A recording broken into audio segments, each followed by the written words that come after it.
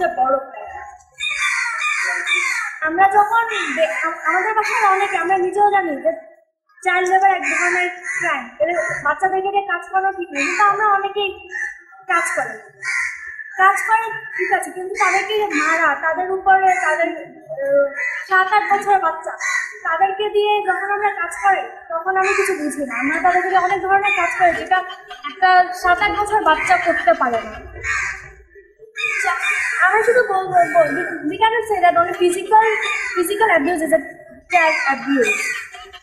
Child labor, as I am a kid, when I see someone is beating a child or beating a children labor or a child, I feel terrible.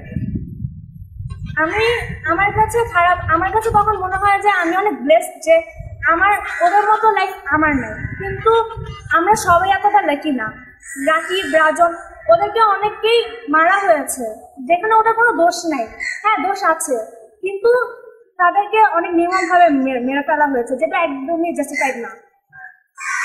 আর আমাদের ইউনিসেফের তুলনায় আমাদের দেশে, বাংলাদেশে প্রত্যেক দিন কমপক্ষে অন্তত 10 জন করে শিশু নির্যাতিত হচ্ছে, যেটা আর আমাদের ফিউচার হচ্ছে আমাদের দেশের এই ইয়াং জেনারেশন।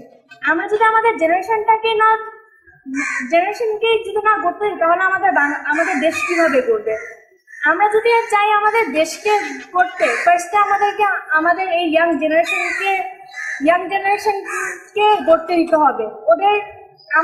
যদি আমরা আমাদের দেশকে ভালোবেসে থাকি, ফার্স্টে আমাদের এই যাদের এইসব শিশু যাদের নির্যাতিত হচ্ছে, যাদেরকে চাইল্ড লেবারের মতো বাজে কাজ করানো হচ্ছে, তাদেরকে আমাদের সেভ করতে হবে, তাদেরকে নিয়ে আমাদের একটা কাজ করতে হবে, তাদেরকে সাপোর্ট করতে হবে যাতে আমাদের দেশটা আগায়। আর সেটা শুধু আমি একা করতে পারবো না। যদি আমরা চাই আমাদের দেশটা ঠিক হোক, এখানে আমরা সবাইকে একসাথে হতে হবে। আমরা যদি সবাই একসাথে হতে পারি, তাহলে আমরা আমাদের দেশটাকে ঠিক করতে পারবো। আর সবচেয়ে বড় কথা হচ্ছে আমাদের ফিউচার হচ্ছে আমাদের দেশের বাচ্চারা। এখন যদি ওরাই করতে না পারে, তাহলে আমাদের দেশেরও কিছু হবে না। তো আমার তুলনায়, আমার অনুযায়ী আমাদের সবার আগে দেখতে হবে যে বাচ্চাদের উপর কি কি যাচ্ছে। এখন কয়েকদিন আগে দেখা গেল যে একটা মেয়ে, ও একজন চাইল্ড লেবার, ওকে একটা বাসায় কাজ করানো হচ্ছে, কিন্তু ওর বাসার মালিকই রেপ করে। কিন্তু এরপরে ওর লোকটার অনেক টাকা ছিল, লোকটা অনেক বেশি রিচ, কিন্তু সে ওইখানে মেয়েটার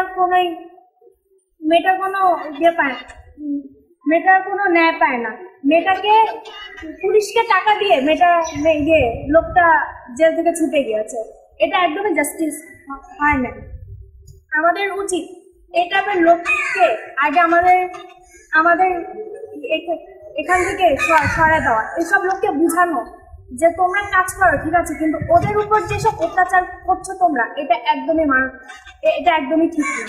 তো আমার মনে হয় যে আমাদের সবার আগে দেখতে হবে যে এইসব বাচ্চারা যাদেরকে দিয়ে কাজ করাচ্ছে ভালো কথা, এটাই একটা কাজ। ওদেরকে দিয়ে তোমরা যখন মারছো, ওদের উপর উল্টাপাল্টা নির্যাতন করছো, এটা ঠিক না।